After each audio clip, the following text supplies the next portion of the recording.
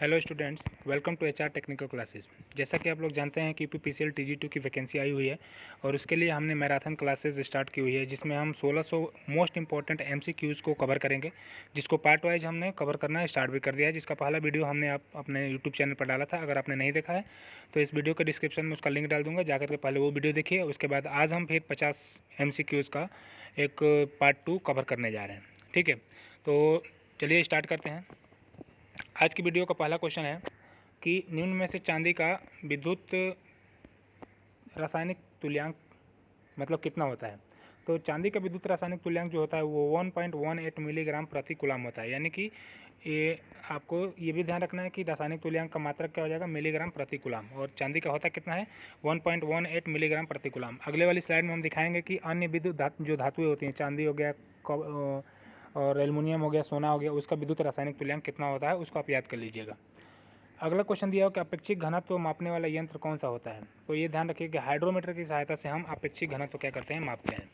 इसमें देखिए, इस स्लाइड में हम आपको दिखा रहे हैं कि ये वाली जो सारणी है इसमें आपको तांबा, एल्युमिनियम, कैडमियम इत्यादि सारी विद्युत जो मतलब धातुएं हैं उनका आपका विद्युत रासायनिक तुल्यांक यानी कि ECE की वैल्यू दी हुई है। इसको आप स्क्रीनशॉट ले लीजिए और याद कर लीजिएगा।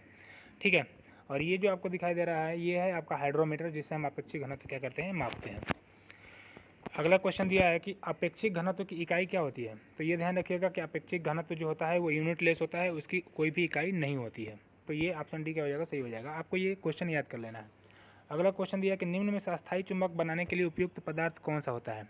तो एक बात ध्यान रखिए फ्रेंड्स कि जो आपका अस्थायी चुंबक बनाने के लिए पदार्थ प्रयोग किया जाता है उसके लिए एक बात ध्यान में रखी जाती है कि जो उसका धारण क्षमता हो, यानी कि जो आपको उसको मैग्नेटिज्म सप्लाई हटाने के बाद भी या उसमें अगर मैग्नेटिज्म है तो कितने लंबे समय तक रह रहा है, वो उसकी पदार्थ की क्वालिटी पर डिपेंड करता है। तो जो आपका नरम लोहा हो गया, सिलिकॉन स्टील हो गया, ये सब जो होते हैं ये होते हैं टेम्पररी मैग्नेट बनाने के लिए यूज़ किए जाते हैं, लेकिन कोबाल्ट जो होता है उसको हम परमानेंट मैग्नेट बनाने के लिए प्रयोग करते हैं। ठीक है, तो आप ध्यान रखिएगा इसको। अगला क्वेश्चन दिया हुआ है कि चुंबकीय वाहक बल का मात्रक क्या होता है।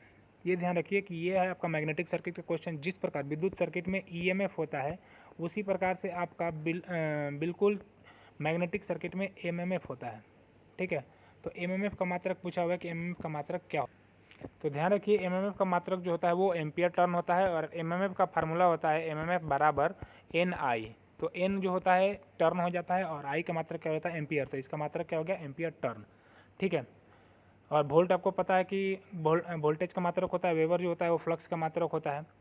ठीक है, और अगला नियम क्वेश्चन दिया हुआ कि हेलिक्स का नियम क्या ज्ञात करने के लिए प्रयोग किया जाता है। तो हेलिक्स का नियम जो होता है वो मैग्नेट की पोलैरिटी ज्ञात करने के लिए या फिर जो सोलेनॉइड होता है उसकी पोलैरिटी ज्ञात करने के लिए किया जाता है। ठीक है, तो ये आप ध्यान रखिएगा। अगला क्वेश्चन दिया हुआ है कि निम्न में से कौन सा डाया चुंबकीय पदार्थ है। डाया मैग्नेटिक पदार्थ यानी कि अचुंबकीय पदार्थ। तो अचुंबकीय पदार्थ में आपको ध्यान रखना है कि वे पदार्थ जिनकी चुंबकशीलता 1 से थोड़ी सी कम होती है उसको क्या कहते हैं, डाया मैग्नेटिक मटेरियल कहते हैं। तो इसमें ध्यान रखिए जो निकिल और लोहा है ये आपका फेरोमैग्नेटिक मटेरियल है, और जो एल्युमिनियम है वो आपका पैरामैग्नेटिक मटेरियल है। तो जो आपका बिस्मथ बच गया ये हो जाएगा आपका डाया मैग्नेटिक मटेरियल। ठीक है, आपको ये चीज़ें याद कर लेनी है। ये परिभाषा आप मतलब बुक से याद कर लीजिएगा। देखिए, जो आपका वन लाइनर क्वेश्चन होता है या ऑब्जेक्टिव क्वेश्चन के जो सेशन चलाया जाता है ये आपको एक प्रैक्टिस भर के लिए है। आपका कॉन्सेप्ट क्लियर होने के लिए आपको अपनी बुक क्या होनी पड़ेगी, पढ़नी पड़ेगी, उसको तैयार करना पड़ेगा। जो आपको टॉपिक, अब जैसे मान लीजिए डायमैग्नेटिक मटेरियल आपको समझ में नहीं आ रहा है तो डायमैग्नेटिक मटेरियल पढ़ने के लिए आपको अपनी किताब खोलनी पड़ेगी। अब उसमें आपको जाकर वो कॉन्सेप्ट क्लियर करना पड़ेगा, तब जाकर के आपको ऑब्जेक्टिव क्वेश्चन क्या होगा समझ में आएगा। और ऑब्जेक्टिव क्वेश्चन पढ़ते समय ये ध्यान रखिए कि कौन सा टॉपिक आपको समझ में नहीं है वो लिख लीजिए, और उसको जब ऑब्जेक्टिव क्वेश्चन की सीरीज खत्म हो जाए, जब ये वीडियो खत्म हो जाए तो उसको अपनी किताब निकाल के पढ़ लीजिए, और फिर जब इस वीडियो को देखेंगे तब आपको कंसेप्ट बिल्कुल क्लियर हो गया रहेगा। ठीक है, अगला क्वेश्चन दिया है कि कार्बन का ताप गुणांक क्या होता है। ताप गुणांक होता है, ताप गुणांक का मतलब होता है टेम्परेचर कोफिशिएंट, इंग्लिश में बोलते हैं टेम्परेचर कोफिशिएंट। टेम्परेचर कोफिशिएंट जो होता है वो दो प्रकार का होता है, एक होता है पॉजिटिव और एक होता है निगेटिव। तो पॉजिटिव का मतलब होता है कि जिस भी पदार्थ का टेम्परेचर बढ़ाने पर उसका रेजिस्टेंस बढ़ता है वो होता है पॉजिटिव टेम्परेचर कोफिशिएंट, और जिस पदार्थ का टेम्परेचर बढ़ाने पर उसका जो रेजिस्टेंस है वो घटता है उसको बोलते हैं निगेटिव टेम्परेचर कोफिशिएंट। तो जो आपका कार्बन है, कार्बन एक ऐसा पदार्थ है जिसका टेम्परेचर बढ़ाने पर उसका जो रेजिस्टेंस है वो घटता है, तो ये एक निगेटिव टेम्परेचर कोफिशिएंट का पदार्थ हो जाएगा। बाकी सारी धातुएं जो होती हैं वो PTC यानी कि पॉजिटिव टेम्परेचर कोफिशिएंट के अंतर्गत आती हैं। ठीक है, अगला क्वेश्चन दिया हुआ है कि 50-50 ओम के दो प्रतिरोध सीरीज में जुड़े हैं, उनको पैरेलल में जोड़ा जाए तो कितना वैल्यू उसका हो जाएगा। दो रेजिस्टेंस है, इसको सीरीज में जोड़ा हुआ है, इसका वैल्यू है 50 ओम और इसकी वैल्यू है क्या 50 ओम। इसको कह रहा है कि अगर आप इसको पैरेलल में जोड़ देते हैं, अगर आप पैरेलल में जोड़ते हैं इस प्रकार से, तो एक बात ध्यान रखिएगा कि दो अगर सेम वैल्यू के, दोनों के वैल्यू क्या है सेम है, अगर उनको पैरेलल में जोड़ते हैं तो फार्मूला क्या होता है R/N। तो R का मान कितना दिया है 50, N का मान मतलब कि कितने रेजिस्टेंस है 2, तो कर देंगे तो कितना हो जाएगा 25 ओम, यानी कि आपका आंसर हो जाएगा। या फिर आपका फार्मूला होता है 1/R = 1/R1 प्लस 1/R2। तो इस फार्मूले से भी आप क्या कर सकते हैं, इसकी वैल्यू निकाल सकते हैं। ठीक है। अगला क्वेश्चन दिया हुआ है कि किरचॉफ के नियम के अनुसार परिपथ पर धारा कैसी होती है। तो किरचॉफ के नियम के अनुसार किसी भी जंक्शन पर मिलने वाली सभी विद्युत धाराओं का बीजगणितीय योग क्या होता है, 0 होता है। ये जंक्शन हो गया, यहाँ पे जितनी भी धाराएं मिलेंगी उसका बीजगणितीय योग कितना होगा, 0 हो जाएगा। ये किरचॉफ का नियम है। अब इस चीज़ को अगर आपको समझ में नहीं आ रहा तो ये तो आपको किताब से पढ़ना पड़ेगा। अगर आप किरचॉफ का नियम निकाल के पढ़ ले रहे हैं तो बिल्कुल आपका क्या हो जाएगा, कॉन्सेप्ट क्लियर हो जाएगा। क्लियर है बात। अगला क्वेश्चन दिया हुआ है कि प्रतिरोध नापने वाला यंत्र कौन सा होता है। तो ये ध्यान रखिए, प्रतिरोध नापने के लिए हम वेट स्टोन ब्रिज और ओम मीटर दोनों का प्रयोग किया जाता करते हैं। जबकि आपको पता है कि वोल्ट मीटर से हम क्या मापते हैं, वोल्टेज मापते हैं। तो ओम मीटर, ओम चूँकि आपको पता है कि ओम नामी है तो ओम रजिस्टेंस का मात्रक होता है ओम, तो इसे तो मापेंगे ही मापेंगे। और वेट स्टोन ब्रिज से भी क्या किया जाता है, रजिस्टेंस मापा जाता है। तो 1 और 2 दोनों ऑप्शन क्या हो जाएगा, सही हो जाएगा। अगला क्वेश्चन दिया हुआ है कि भारतीय मानक संस्थान ISI की स्थापना कब हुई थी। तो ये ध्यान रखिए फ्रेंड, इसमें एक मतलब ऑप्शन सही दिया नहीं है। आप अगर किसी बुक वुक में खोजेंगे तो उसमें 1947 दिया हुआ है, 1947, जिसमें 1947 में ही ISI की क्या हो गई थी, स्थापना हो गई थी। और 1984 में ISI को ब्यूरो ऑफ इंडियन स्टैंडर्ड कर दिया गया था। तो इसमें कोई भी ऑप्शन क्या होगा आपका सही नहीं होगा, ये ऑप्शन इसमें गलत दिया हुआ है। ठीक है। अगला क्वेश्चन दिया है कि वेट स्टोन ब्रिज में P बराबर 15 ओम, Q बराबर इतना और S बराबर 25 ओम हो तो R का मान कितना होगा। वेट स्टोन ब्रिज आपको देखिए, वेट स्टोन ब्रिज इस प्रकार से बनता है, एक रेजिस्टेंस यहाँ होता है, एक रेजिस्टेंस यहाँ होता है, एक रेजिस्टेंस यहाँ होता है और एक रेजिस्टेंस। देखिए अब यहाँ पे क्या है कि अगर आपको मतलब कि कॉन्सेप्ट क्लियर नहीं होगा तो आप यहाँ पे क्या कर सकते हैं, यहाँ पे आपको मतलब कि चीज़ें समझ में नहीं आएंगी। तो ये P हो गया, ये Q हो गया, ये R हो गया, ये S हो गया। तो आपको पता है कि during balancing condition of Wheatstone bridge formula होता है P/Q = R/S। तो P की वैल्यू दिया हुआ है, Q की वैल्यू दिया है, R की वैल्यू आपको फाइंड करनी है, S की वैल्यू आपको दिया हुआ है। तो यहाँ पे जब रख के आप हल करेंगे तो इसका आंसर आ जाएगा। हालांकि इसमें से मतलब कोई भी आंसर नहीं है, इनमें से कोई नहीं ऑप्शन होगा। तो मैंने सॉल्व किया था तो इसमें ये आंसर नहीं आ रहा है। ठीक है।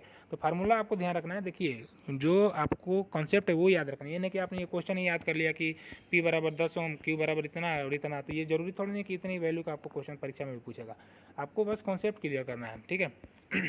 अगला क्वेश्चन है कि निम्न में से कार्य की MKS प्रणाली में इकाई कौन सी होती है। तो न्यूटन मीटर जो होता है वर्क का MKS सिस्टम में यूनिट होता है। ठीक है। जूल जो होता है ऊर्जा का मतलब कि मात्रक होता है। ओके। अगला क्वेश्चन दिया है कि निम्न में से गुरुत्वीय त्वरण का मान कितना होता है। G की वैल्यू पूछा है, G का मान होता है 9.81 मीटर प्रति सेकेंड स्क्वायर। ये आपको ध्यान रखना है। ठीक है। अगला क्वेश्चन दिया है कि सोडियम वेपर लैंप का स्विच ऑन करने पर वो किस रंग का प्रकाश देता है। तो सोडियम वेपर लैंप को जब हम ऑन करते हैं तो वो बिल्कुल हल्के लाल रंग का या फिर वो गुलाबी रंग का प्रकाश देता है। तो आपको ये चीज़ याद कर लेनी है कि सोडियम वेपर लैंप जब ऑन किया जाता है तो गुलाबी रंग का प्रकाश देता है। अगला क्वेश्चन है कि निम्न में से 1 वाट किसके बराबर होता है। तो 1 वाट होता है वो जूल प्रति सेकेंड के क्या होता है, बराबर होता है। ठीक है। अगला क्वेश्चन दिया है कि निम्न में से वैद्युतिक ऊर्जा ज्ञात करने का सूत्र क्या होता है। तो वैद्युतिक ऊर्जा यानी कि इलेक्ट्रिकल एनर्जी का फार्मूला होता है पावर गुणे टाइम, यानी कि शक्ति गुणे समय का गुणनफल ही क्या कहलाता है, एनर्जी कहलाता है। तो ये आपका ऑप्शन क्या हो जाएगा, सही हो जाएगा। ठीक है। अगला क्वेश्चन दिया कि 1 किलोवाट घंटा में कितना ब्रिटिश HP होता है। आपको पता है कि 1 हार्स पावर बराबर होता है 746 वाट, ये ब्रिटिश सिस्टम में होता है। ठीक है। तो 1 हार्स पावर में दिया है 746 वाट। तो इसी चीज़ को आप क्या करेंगे, कन्वर्ट करके जब आप मतलब सॉल्व करेंगे, देखिए हम आपको बता रहे हैं 1 HP बराबर होता है 746 वाट। इस 746 वाट को जब आप किलो वाट में बदलेंगे तो ये हो जाएगा 1000 भागा दे देंगे तो ये हो जाएगा किलो वाट, यानी कि 1 हार्स पावर में 746 बटा में 1000 किलो वाट हो जाएगा। ठीक है। अब पूछ रहा है क्वेश्चन कि 1 किलो वाट में आपका कितना हार्स पावर होगा। तो इस चीज़ को आप 1 किलो वाट जब करेंगे तो ये वाला पूरा पोर्शन क्या हो जाएगा, इधर ट्रांसफर हो जाएगा, यानी कि 1000 बटा में 746 बराबर कितना हो जाएगा, 1 किलो वाट। इसको हमने क्या कर दिया, इधर ट्रांसफ़र कर दिया ना। तो ये 1 किलोवाट में ये HP के क्या हो जाएगा, बराबर हो जाएगा। जैसे अब इसको आप भागा देंगे तो उसकी वैल्यू आपके निकल करके आ जाएगी। ऑप्शन दिया हुआ है आपका यहाँ पे 1.34 HP, ठीक है। जब आप भागा देंगे 1000 में 746 से तो वो आपकी वैल्यू निकल करके आ जाएगी। ये ध्यान रखिएगा कि MKS सिस्टम में 735.5 वाट होता है, जबकि ब्रिटिश सिस्टम में 746 वाट होता है। अगला क्वेश्चन है कि 25 लैंप 100 वाट, प्रत्येक की वैल्यू 100 वाट है, 8 घंटे चलते हैं, 1 किलोवाट एक दिन किलोवाट घंटे में खपत होगी। देखिए अगला क्वेश्चन दिया हुआ है कि 25 लैंप है, 100 वाट प्रत्येक की वैल्यू है और आपका 8 घंटे प्रतिदिन चलते हैं, ठीक है। तो इसको हम सॉल्व करते हैं। यहाँ पे 25 वाट है तो 25 लैंप हो गए आपके, संख्या कितनी होगी 25, प्रत्येक की वैल्यू कितनी है 100 वाट और चलते कितने हैं 8 घंटे। तो ये टोटल एनर्जी कंजम्पशन कितना हो जाएगा 20,000 वाट हो जाएगा। जब आप इसको किलोवाट घंटा में बदलेंगे तो 1000 से जनरली भागा दे देंगे, 3 0 से 3 0 खत्म हो जाएगा। ये कितना आ जाएगा 20 किलोवाट घंटा, यानी कि आपका ऑप्शन सही हो जाएगा। मतलब इसको निकालने का एक तरीका ये है कि जितना भी बल्ब है और जितने वाट का है और कितने घंटे चल रहा है उसको तीनों को गुणा कर दीजिए, और उसको अगर वाट में पूछ रहा है तो सिंपल आंसर हो जाएगा, अगर किलो वाट में पूछ रहा है तो 1000 से क्या कर दीजिए आप भाग दे दीजिए, वो आपका आंसर हो जाएगा। समझ में आया। अगला क्वेश्चन है कि नाइफ स्विच का एम्पियर रेंज कितना होता है। नाइफ स्विच एक प्रकार का स्विच है जो हाई वोल्टेज रेटिंग ऑपरेशन में प्रयोग किया जाता है। उसकी एम्पियर रेटिंग होती है वो 30 एम्पियर से 1000 एम्पियर तक होती है। ये आपको याद रख लेना है, इसमें कोई कंसेप्ट की वो नहीं है, ठीक है। अगला क्वेश्चन है कि अर्थ वायर का रंग कैसा रखा जाता है। तो अर्थ वायर का रंग जो होता है वो हरा रखा जाता है, ये ध्यान रखिएगा। अगला क्वेश्चन है कि फेज तार और न्यूट्रल तार, ये फेज वायर हो गया और ये न्यूट्रल वायर हो गया, तो दोनों बोल रहा है कि आपस में सट जाए, तो दोनों में सट जाएगा तो शॉर्ट सर्किट हो जाएगा, बस सिंपल सा। अगला क्वेश्चन है कि विद्युत पंखे का चलना विद्युत धारा के किस प्रभाव में आता है। आपको पता है कि विद्युत पंखा जो होता है वो मोटर, मतलब उसकी मोटर चलती है तभी जाकर के पंखा चलता है। तो मोटर किस कॉन्सेप्ट पे मतलब काम करता है जी, तो चुंबकीय प्रभाव पे। तो पंखा भी किस प्रभाव पे चलेगा, चुंबकीय प्रभाव पे। उसमें पे हीटर चलता है, रासायनिक पे बैटरी काम करती है, इसलिए चुंबकीय पे आपका पंखा काम करेगा, ठीक है। अगला क्वेश्चन है कि 100 वाट 250 वोल्ट लैंप का प्रतिरोध कितना होगा। देखिए प्रतिरोध के आपके फार्मूले कई होते हैं, R इक्वल टू होता है V बटा में I, उसी प्रकार एक R का फार्मूला होता है R equal to V square बटा में P। तो R equal to V square बटा में P से निकालेंगे, V की वैल्यू कितना दिया हुआ है जी 250 गुणे 250 और बटा में P का वैल्यू कितना दिया हुआ है 100 वाट। तो 2 0 से 2 0 खत्म हो जाएगा, अब 25 गुणे 25 करेंगे तो 625 ओम क्या हो जाएगा, आपका आंसर आ जाएगा। क्लियर है बात। अगला क्वेश्चन दिया हुआ है कि यदि कोर की लेमिनेशन की मोटाई आधी कर दी जाए तो एडी करंट लॉस कितना हो जाएगा। ठीक है, एडी करंट लॉस को आपको समझने के लिए पहले आपको क्या होना होगा, इसका फार्मूला, एडी करंट का जो फार्मूला होता है वो आपको ध्यान में रखना होगा। तो देखिए एडी करंट लॉस का फार्मूला जो होता है वो होता है के ई बराबर करिए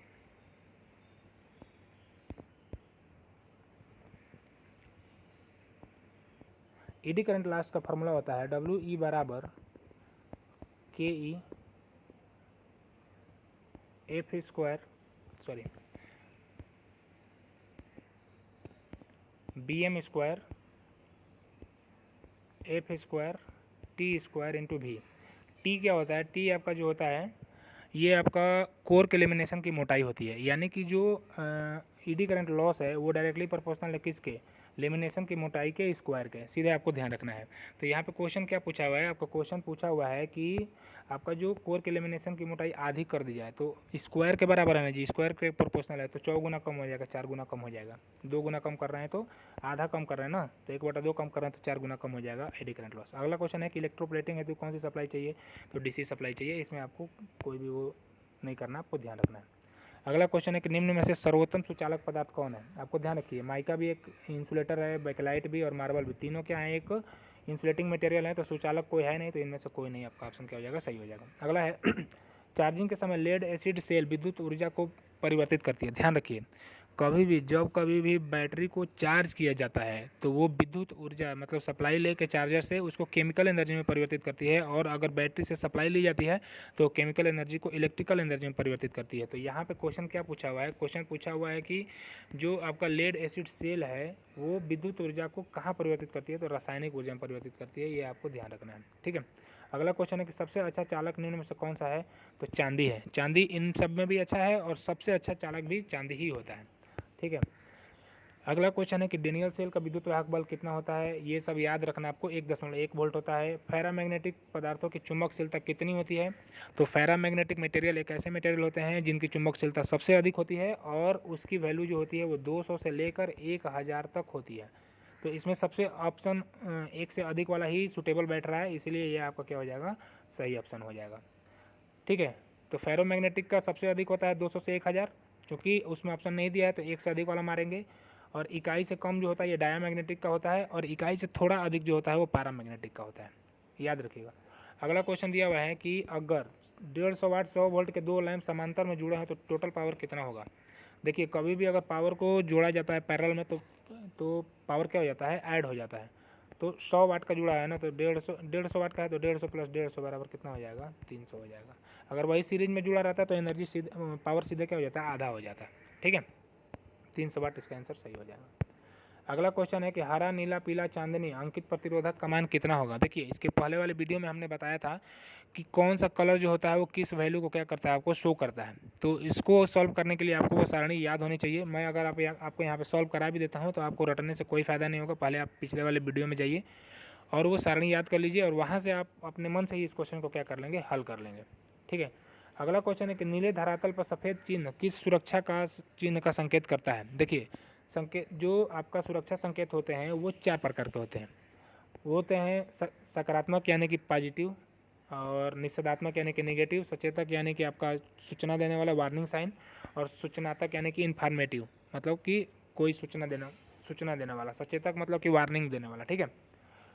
तो आपका नीले धरातल पर जो सफ़ेद मतलब कि चिन्ह बना रहता है वो होता है सकारात्मक, ठीक है। ये आपको याद रखना है ना। अब ये चारों जो होता है आप इसको बुक से पढ़ लीजिएगा कि किस प्रकार से ये सारे मतलब कि काम करते हैं। अगला क्वेश्चन दिया है कि हीटिंग एलिमेंट किस पदार्थ के बनाए जाते हैं, तो वो नाइक्रोम के बनता है, इसमें कोई डाउट ही नहीं है। अगला क्वेश्चन है ओम का नियम किस पर लागू होता है, तो एसी-डीसी पे लागू होता है। कार्य करने की क्षमता क्या कहलाती है, ऊर्जा कहलाती है। वोल्टेज सेल में कैथोड किसका बना होता है, तो जिंक का बना होता है। ये सारे क्वेश्चन आपको याद करना है, इसमें कोई कंसेप्ट नहीं है। अगला क्वेश्चन है कि 200 वाट और 856 वाट समान वोल्टेज वाले लैंपों में किसका प्रतिरोध अधिक होगा। आपको पता है कि फार्मूला होता है R is equal to V square बटा में पी। अगर वोल्टेज को कांस्टेंट कर दिया जाए तो R is directly proportional to 1 बटा में पी, यानी कि जिस रजिस्टेंस का, जिस पदार्थ का, जिस बल्ब का, जिस पदार्थ का भी पावर ज़्यादा होगा उसका रजिस्टेंस क्या होगा, कम होगा, यानी कि इन्वर्सली प्रोपोर्शनल होता है। तो अब इसमें 200 वाट जो बल्ब है, 200 वाट बल्ब का पावर क्या है, कम है, तो इसका रजिस्टेंस क्या होगा, ज़्यादा होगा। तो क्या पूछा किसका प्रतिरोध अधिक होगा, तो 200 वाट वाले का। सिंपल है, ये फार्मूला याद रखेंगे तो आपका कंसेप्ट क्लियर है। अगला क्वेश्चन है कि चुंबक के समान ध्रुवों में होता है प्रतिकर्षण। इसमें कुछ याद रखना नहीं है, शुरू से ही पढ़ते आ रहे हैं कि दो सेम पोलरिटी एक दूसरे को क्या करती है, रिपल करती है, जबकि दो विपरीत पोलरिटी एक दूसरे को क्या करती है, अट्रैक्ट करती है। अगला है क्वेश्चन कि आपका 5 ओम के 3 रजिस्टेंस सीरीज में 1.5 वोल्ट के सेल से जुड़े हों तो परिपथ में धारा का मान कितना होगा। देखिए पहले तो फार्मूला होता है I is equal to we बटा में आर, सिंपल फार्मूला। तो वी का मान दिया है 1.5, आर की वैल्यू दी है 5 ओम। 5 ओम के 3 रजिस्टेंस सीरीज में जोड़ने पे R1 plus R2 plus R3 हो जाता है, तो टोटल रजिस्टेंस कितना हो जाएगा, 15 ओम हो जाएगा। तो आई बराबर 1.5 वोल्ट बटा में 15 ओम, तो जब भागा देंगे तो वैल्यू कितनी आ जाएगी, 0.1 एम्पियर आ जाएगी। ये आपका आंसर हो जाएगा, ठीक है।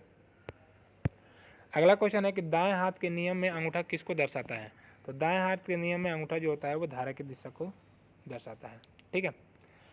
अगला क्वेश्चन है कि एक शॉर्ट सर्किट में धारा का मान कितना होता है। आपका पता है कि फार्मूला आता है आई इक्वल टू वी बटा में आर, और एक ध्यान रखिएगा कि शॉर्ट सर्किट में रजिस्टेंस की वैल्यू क्या हो जाती है, 0 हो जाती है। तो आई इक्वल टू वी बटा में 0, तो इसकी वैल्यू कितनी हो जाएगी, इन्फाइनाइट हो जाएगी कि नहीं हो जाएगी, ये तो अनंत हो जाएगा, ठीक है। अगला क्वेश्चन है ऊष्मा का मात्रक कितना होता है, क्या होता है, कैलोरी। अभी इतनी सारी चीज़ें आपको तो पता होनी ही चाहिए, ठीक है ना, कैलोरी होता है। और उसके बाद क्वेश्चन है कि विद्युत धारा के 3 प्रमुख कारकों में एक कौन सा कारण नहीं है। देखिए विद्युत धारा का रासायनिक प्रभाव होता है, विद्युत धारा का चुंबकीय प्रभाव होता है, विद्युत धारा का ऊष्मीय प्रभाव होता है, लेकिन विद्युत धारा का किरण प्रभाव कोई नहीं होता है। तो ये आपको ध्यान रखना है, ये सारी चीज़ें देखिए ऑप्शन के अकॉर्डिंग ये सारी चीज़ें क्या करेंगी, मतलब कि वेरीफाई होंगी कि कौन सा प्रभाव नहीं होगा, ठीक है। इसमें एक क्वेश्चन ये भी पूछ सकता है कि निम्न में से कौन सा धारा का मुख्य कारण नहीं है, 3 अलग अलग ऑप्शन दे देगा और इन तीनों में से कोई एक दे देगा।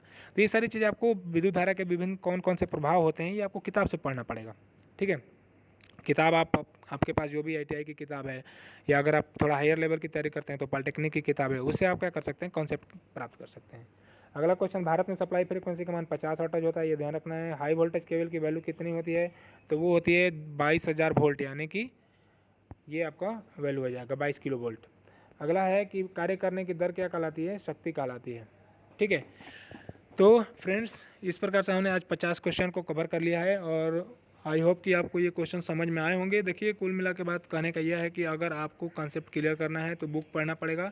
आपको जो भी MCQs हम करा रहे हैं मैराथन क्लासेस में, वो आपको एक प्रकार से गाइडलाइंस दे सकता है कि किस प्रकार से आपके टॉपिक से क्वेश्चन पूछे जा सकते हैं। बाकी अगर आपको अपनी बुक में कोई प्रॉब्लम हो रही है तो आप कमेंट सेक्शन में बताइए कि हमें ये टॉपिक समझ में नहीं आया, उस पर भी हम एक डिटेल वीडियो बना करके आपको सेपरेटली प्रोवाइड करा देंगे इस मैराथन क्लासेस के अलावा। ठीक है, बाकी आपको UPPCL के लिए हमने एक टाइम टेबल भी दिया हुआ है कि किस प्रकार से आप अपने टाइम टेबल को मैनेज करके, और अगर आप वर्किंग हैं तब भी, और अगर आप फ्रेश स्टूडेंट हैं बिल्कुल, तो भी किस प्रकार से आप मतलब UPPCL में सिलेक्शन पा सकते हैं। अगर आपने वो वीडियो नहीं देखा है तो पहले जा करके देखिए, हालांकि उसका लिंक भी हम डिस्क्रिप्शन में डाल देंगे। बाकी आपके जो भी किसी प्रकार की क्वेरी है तो आप मेरे व्हाट्सअप नंबर पे भी कांटेक्ट कर सकते हैं, या फिर मेरे को सीधे यहाँ पे कमेंट सेक्शन में बता सकते हैं। होप कि आपको ये वीडियो अच्छा लगा होगा। Thank you.